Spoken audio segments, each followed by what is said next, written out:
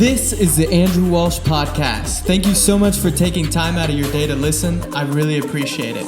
I'm praying you can take away something from this episode that brings value to your life. Make sure to subscribe to my podcast to stay up to date with the latest episodes, and please share with a friend if you feel you are getting something out of these episodes. You can also follow me on Instagram at @A_Walsh. Let's fire it off. All right, let's fire it off. I'm so stoked for today's guest. He is the owner and founder of 949 Builders. He's only 26 years old, and he also coaches softball at Trabuco Hills High School. He's a very close friend of mine, ride or die Green Bay Packers fan too. So without further ado, Josh Ertz. How you doing today, Josh? Andrew, everyone, doing great. Thanks for having me. It's a beautiful day out here today. Not too hot and not raining like yesterday. So it's awesome. Life is good. Life is good, man. Thank you so much for joining today. As everyone knows, I always start with a prayer, and Josh has got so much good stuff for you today. We're just going to fire right into it. So just bow our heads. Dear Heavenly Father, thank you so much for this day and for having Josh being able to come on this podcast today. I'm praying you speak through him and our conversations, that we can help impact and bring education and insight to somebody who's listening today. I'm praying you continue to watch over Josh and his wonderful family and everyone who's listening today. Lord, I'm praying that you help leave them feel inspired. And like I always say, pray big prayers. I pray that this podcast will one day be downloaded millions of times and helping people all over the world. In Jesus' name we pray. Amen. Amen. Thank you, Andrew. Amen. Heck yeah. Well, before we hopped on this podcast, Josh was taking me on a virtual tour of his new home out here. They completely gutted it, and it just looks amazing. And some of the stuff that you're doing in this place is awesome. And I can't wait to get into it. So today we're going to be talking, a little bit about Josh's business, how he's a general contractor, his life, becoming an entrepreneur, some of the hurdles and struggles and all the successes that he's had and what he feels kind of differentiates him. And he's going to give you some great tips for whether you own a home or are looking to buy a home, you're looking to hire a general contractor, some really good questions you need to think about. So Josh, one thing I like doing is for the audience listening who doesn't know who you are, do you mind kind of sharing your story and how you started 949 Builders? Yeah, absolutely. My name is Josh Ertz. I've been in this community here in Foothill Ranch, grew up in Foothill Ranch with Andrew since 1993. We had a construction industry in our family my whole life. My dad was a general contractor. So I was able to watch him pave the road as I grew up. We moved out of state in 2009 with the economy downturn. I ended up going to college in Arizona, worked as a high school teacher out of college, worked many different jobs, bartending, yoga instructor, different things, which brought me to coaching, as Andrew mentioned, at Trabuco Hills High School. I moved back here about 3.5 years ago. To follow in the family's footsteps, joined the company with my father, and about a year ago decided to branch off and create my own. So that's how 949 Builders was founded. We wanted to get into a little bit different line of work. We wanted to stick with room additions, remodels, custom homes, rebuilding homes, all the bigger scale of work. We wanted to stay away from the handyman jobs and stuff like that. So that's how 949 Builders came about. And here we are today. About a year later, we've done a dozen or so remodels, room additions, a couple new builds, and cranking along. Like Andrew said, we've been working on our house here in Lake Forest in the meantime, and everything is really good. Life is good. Life is good, man. And I'm so happy to see your success, because I know you were doing all these different things, and eventually you ended up coming back to, when we were growing up, I just remember seeing all the construction sites. You guys had the coolest house in Foothill Ranch, and then your dad worked on our house and you were always over, and it was the fastest remodel I ever seen. And that's one thing I always know people love about you, is that you do a great job. you get it done efficiently, and you're a no nonsense person either. You have no problem telling somebody how it is. I wanted to ask you too, so with COVID-19 going on, what have you kind of been seeing in your industry, and what education could you share with everyone who's out there if they're maybe looking to do a remodel, or just kind of any valuable information you can share? Yeah, absolutely. The COVID-19, it's been interesting. Our industry was hit a little bit. The governor in California shut down a lot of the major projects in the LA area and along the coast in some of the cities.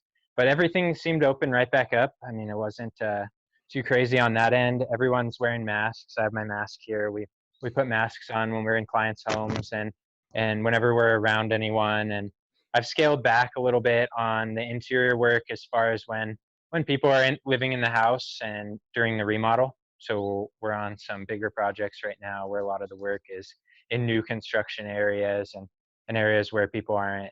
And it's even good in the commercial industry from my friends that are in that industry, and we do a bit of commercial work, and everyone's at home. So working from home, so the buildings are empty. I mean, there's opportunity right now to have construction going in your building and not interfere with work, which Yeah. is a big thing. So really, I haven't seen any slowdown. A lot of the guys in the industry haven't seen too much slowdown. It's actually been really busy. But it's really nice without the traffic. I can tell you that. It's so nice without traffic. Yeah. Oh yeah. Getting to those job sites quick and easy, just all around Orange County. Yeah, it's so nice. So we central all our work out of the 949. So we're from San Clemente, all the way up through Newport Beach, and we come inland as far as Lake Forest, Foothill Ranch, Orange, drop into Irvine. And so we try not to get too far out of that realm because we keep a good crew, and our motto is safe is our number one, quick is our number two, and clean is our number three. So like Andrew said, we really try to blow through our projects in the quickest way possible, but also keeping the job clean at the end of the nights. Really like catering to the customers. We're a full service operation from the engineering, plans, city, HOAs, all the way through paint, flooring, giving you your keys to your new place is our service. Yeah, and I So think you're doing a great job, and I've read some of the reviews and just how professional you are. I always say, like, age doesn't even matter, man. You have all the knowledge, all the expertise, and even you were walking me through your home, which you gutted and you did a lot of changes to it. Two things really stuck out to me that I think would be great for you to educate viewers on, as you were for me, because you were showing me stuff that I was like, no, I don't know what that is. One was the water system that you put in to the house that you piped, and then the second thing was with the VAC or something that sucks out the air. If you want to kind of, I know I'm probably butchering that, but explain that for everyone who's listening, those two items. yeah, you're right there. So we install, with all the homes that were built 20, 30 years ago, you have the copper piping coming up from the ground.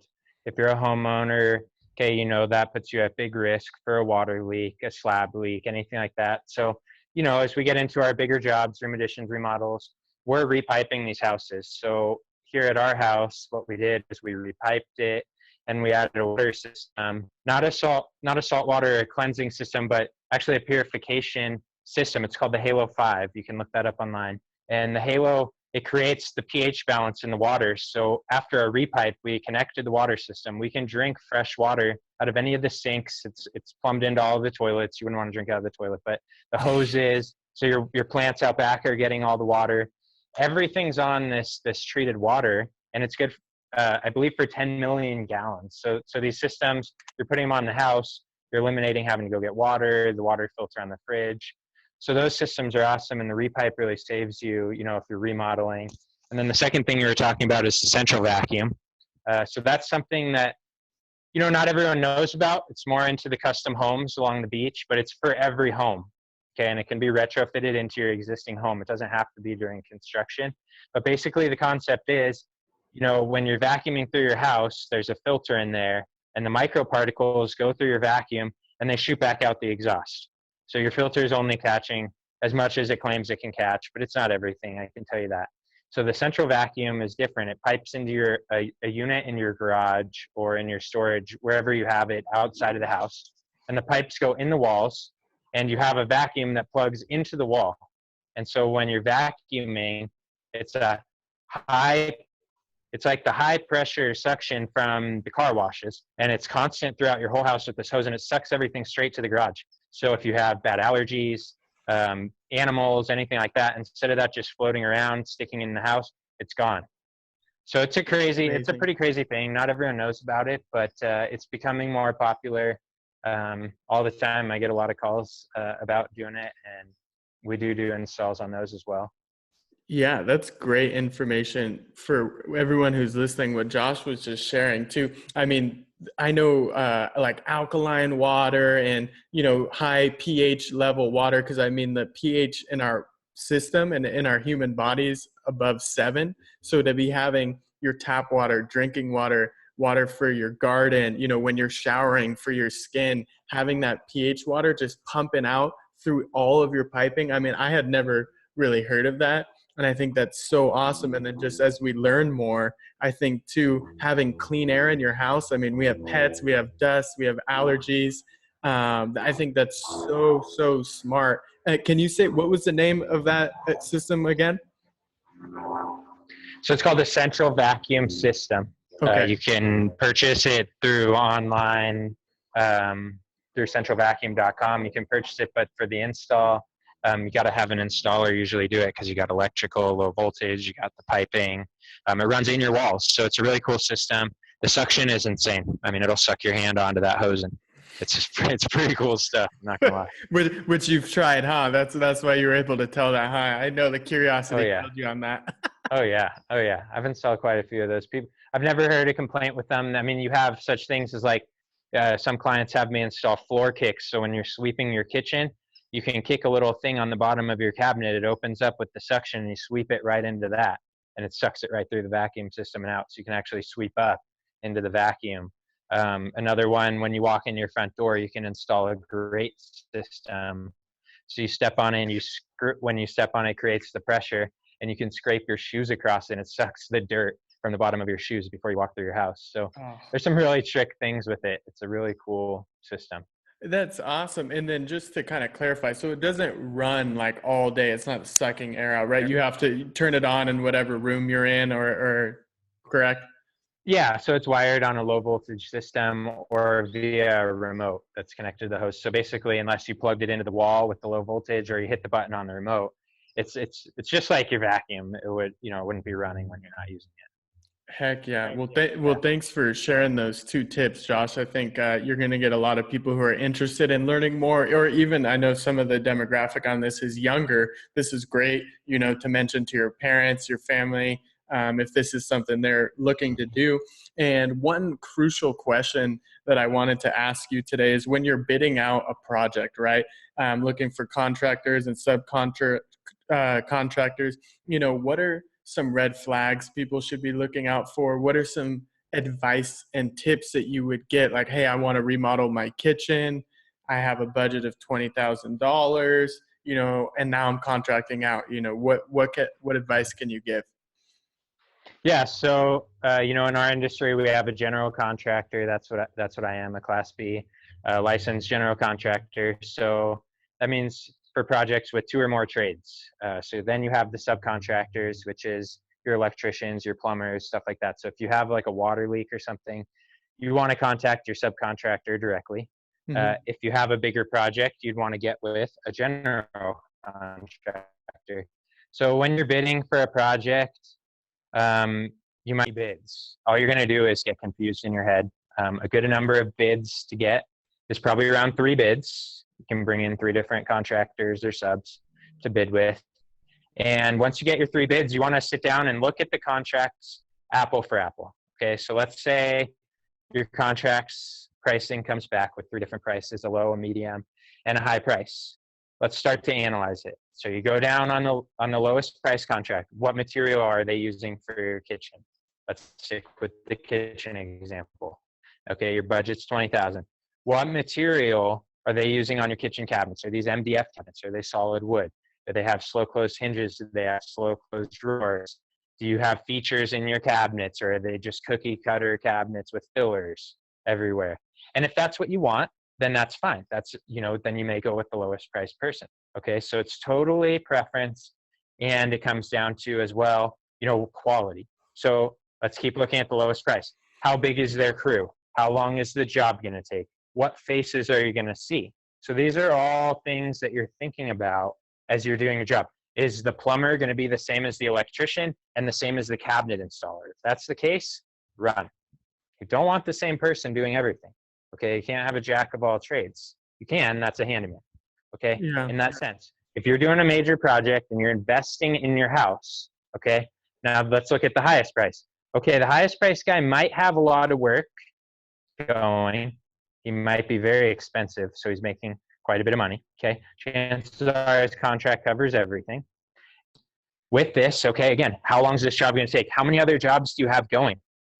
Why is your price so, what material? Because wood's only so expensive. So now you come down to your middle cost guy. What subs is he using? So for me and my company, we usually come in the middle price range. I have awesome subs. They're fast. They have full crews. We focus, start a job, and we finish the same job. So that's how, as you said earlier, we get these jobs done relatively quickly in comparison to everyone else. Okay, so we have crews that are dedicated to this. All we're doing is this. So my crews aren't going out and doing the little fake leaks. We're geared towards remodels, renovations, that stuff. So that's where we kind of fall in the midline price. So as you're comparing your bids, materials, timeliness, cleanliness, I've seen contractors that will leave piles and piles of trash at your house for weeks on end and then have a trash company come through and clear it out. The way we do it, we have a trailer's on site, all trash is going in the trailer can be taken off site, trailer can be dumped. There's no trash piles sitting around. That was our number 3 thing, clean. So there's a lot of things to look at.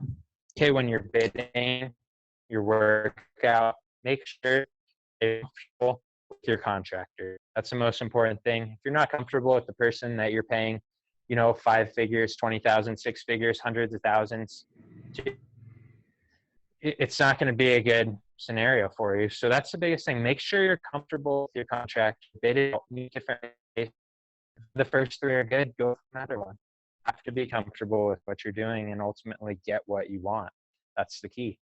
Yeah, I think that's amazing. And I think you even, before we hopped on live today, thank you for sharing that, told me a crazy story, about a deal going on for about a year and 7 months. They had picked the lowest price, right? And then now the time frame had just been so long. You come in on this deal and within 2 days already did more than what they were able to do in about a year and 7 months, right? And I think that attests to you. I mean, you're willing to come in there at a fair price, but you're going to, like you said, I love your motto, you're going to get it done fast and safe and clean. I think that's awesome. Yeah, it's super important. And speaking on that project, I mean, the contractor, not that he was doing a horrible job, he just wasn't geared. This is a custom build, and he wasn't geared to take on this size project where, a company like mine, that's why a year ago when I branched off into this company, I said I wouldn't take on the smaller bathroom projects or the smaller kitchen projects. Now, if it's for a friend or a family member or, something like that, different situation. We're always here to help the community. But as far as random people calling, it's just, we're trying to stick with the bigger projects. We're trying to brand our company, 949 Builders, as doing, our renovations, big renovations. You need your bathrooms, new floors through your house, paint job, kitchen needs to be done. That's a major renovation. Remodels, you need some square footage on your house, having another kid, do a room addition, things like that. Or rebuilds and custom builds. I mean, we've done a few where we've taken them from standing, brought them to the dirt, and we put them back up. And we're on 4 or 5 month time frames with taking these houses down and putting them back up. And that's insane. But when you're investing, you got to think invested millions, potentially millions of dollars into this house, including buying the home, doing the construction, everything. If this drags out for years, you have millions of dollars tied up for years. So if it costs you a little bit more to get it done quicker, it just makes more sense to get your money untied. Now, paying the highest price, again, going back to the highest price bid, Is that worth it? I don't know, unless you really know that person. But usually your mid-price bid is going to be your fastest guy. It's going to be the guy that comes in, has good crews, is geared towards that, and that's their line of business. You wouldn't go to a dentist that does cavities and fillers when you need oral surgery because you just smashed your teeth out dirt biking, right? So it's the Yeah. same thing. It's on that scale. If they're still in the same profession, a handyman's still in the profession, but is he going to bring 6 guys with him to do your entire job? Whereas we could bring in a crew of, 70, 50 people, different crews, different licensed crews to do the job. So that's where you look at it in that sense.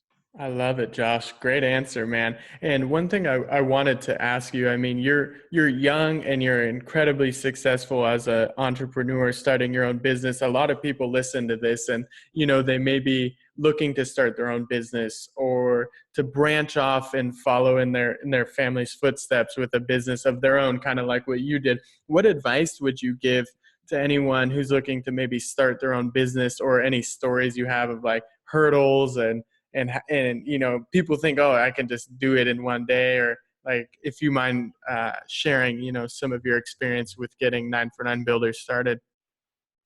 Yeah, I mean, it comes down to the fact that nothing's easy. It took years. I grew up watching construction. It took years of experience in the field. It took a college degree in business, and I still don't feel to this day like I know everything that I can know in this industry. It's an ever-changing, ever-growing industry. So as far as taking the leap to split off from the company that I was with, you just have to look at the long term. As far as for me, I wanted to specify in a certain type of construction. I wanted to do bigger projects only. I didn't want to take on all the projects. I had a vision, I had a dream, and it took a lot of hard work. It took a risk. I quit my job. I gave back the company truck. I gave back the company tools. I gave, everything that the company owned back to the company. So I'm sitting here at home with a little bit of money saved up and no work on the table per se. And you just have a dream and a vision. The hardest part for me getting this rolling was coming up with the name 949 Builders. Which I Once love. that, I love it, once by the that way. came together, it was just a vision at that point, and it still is, bringing people on. I have some, you even know some of the people that might be joining ranks someday with the company. If you remember Tommy Smith, he's in the construction industry. Yeah. He might be joining ranks as in the sales force with 949 Builders. The umbrella that we created with this, it gives opportunity for a lot of people to be involved as the company grows and blossoms. So, starting something new for someone that's looking to do it, you just got to weigh risk versus reward. To me, the risk of staying working for someone, staying even in a family company where I could have taken a percentage, I could have, made my own schedule. I could have been the head of the company, the head superintendent, all that. To me, it's just owning my own thing, being able to give people my shirts. I don't have anything in my wardrobe. You see, I have a 949 Builder shirt on. I Yeah. wear this every day because I'm proud of my brand. I created something that people care about. We're changing people's lives, and I believed in it. So when you find something you believe in for you, and I know you have Andrew Walsh Fitness, which I got to start working on my six-pack at some point. But anyways, I know you believe in that. I've known you, since we were 10 years old, and you've always been crazy fit and all about that. And and I'm sure and I know that you're helping people with their fitness. I can see it in your testimonies, and that's truly what it is. When you find something that you love and that you're passionate about, and my clients see that, I have extreme when I walk a job. This is why this clients on this job I took over, I have OCD. I started walking, I'm like, hey, that's not right, that's not right, that's not right, that's not right. What's going on there? Whoa, slow down. And so all of a sudden they're like, whoa, we didn't know any of that. How did you know that? I'm like, well, that's my job. It's so with me, that's why clean is important, and so to answer your question, when you have a vision, you just got to chase it. There's going to be hard times. There's going to be times when there might not be work on the table, where money could be tight. You just got to be, if you're going to be an entrepreneur, you got to be a hustler. You got to go out and work hard. You got to put I can't tell you how many days I wake up at 6 o'clock and I'm already I wake up at 5 o'clock and I'm driving to the job by 6 to be the first person there and already be laid out. No one's telling you to do that. When you own a business, no one says, hey, wake up at 5 a.m., get there by 6:30, be there before the guys. I could roll in there at 9 o'clock once they're already going. But that's the motivation you have to have. It's kind of like the difference of college and high school. In high school, your teachers are harping on you to get stuff done. In college, if you don't do it, who cares? The Yeah. teacher doesn't care. They're paid either way. You know what I mean? So that's what it comes down to. You got to have that vision, that desire. It's like football. It comes from your heart. That's what it is, you know? Man, that might be one of the best answers I've heard on here, Josh. I'm fired up, baby. Let's go. That was good stuff. I think, Let's go. everybody has, stuff that they're passionate about, or whenever they're doing it, they're like, oh, this is fun. This doesn't really feel like work to me. And for somebody else, this might, So I think Josh just gave everyone who's listening some really great advice. You got to have the passion about it and just go after it. And it's crazy. People can feel that energy when you are like so about your program, and like Josh is about his company. People are like, man, he believes in it. He loves it. He's living it. I mean, then that's who people want to do business with. And I just want to commend you, Josh, for doing such a great job and really helping out our community here in Orange County.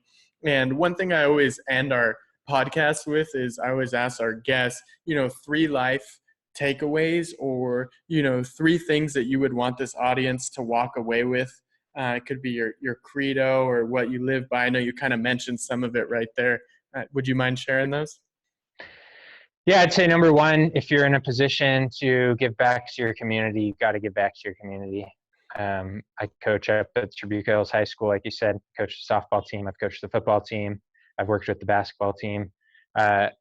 Give back to your community in whatever way you're passionate about. If you're not passionate about sports, don't go be a coach. You know what I mean? So give back to your community in your way, but that's important. Be a member of community. Second, enjoying what you do, and why are you doing it?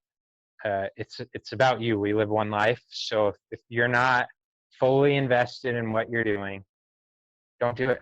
As people say, might be a job or be something that you can change your jobs. I can tell you every 6 months in college, it was my goal to job. If I was bartending, I'd switch bars. If I was teaching yoga, I'd switch studios. It was my goal to continue to change, continue to grow. And that brings me to the third biggest thing: continue to grow. No matter what industry, no matter what you're doing, no matter how many projects we've built, no matter how many houses we've worked on. I could tear open a wall.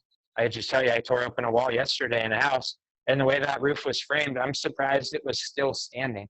It's 1 earthquake away from falling, and the homeowner saw that. So honestly, number 3, growth. Continue growing, continue learning, always be open to new things, because when you get closed off, you think you know it all, you're the expert. That's when it just, people can read that energy, like you just said, people read that. So always be open to growth. I'd say those are my 3 biggest takeaways for you. I love it, Josh. Thank you. Those were some awesome takeaways. And I think for everyone listening, I think that's going to be incredibly valuable. I always want to make sure that anyone who's listening, if they're really interested in what you have to say, can get in touch with you. What is the best way? Is it social media, email, or online? What is a good way for someone to get in touch with you?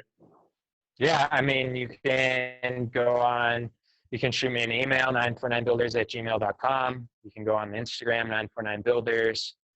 You can give me a call. My number is on the website. If you're interested, just get on there and get it. On all projects, we do pre-estimates, so it's my just posting. There's a million ways or not a million, but there's quite a few ways to contact me. Anyone can reach out. My personal Instagram, Josh Ertz 93, if you want to go that route. So whatever, I'm here.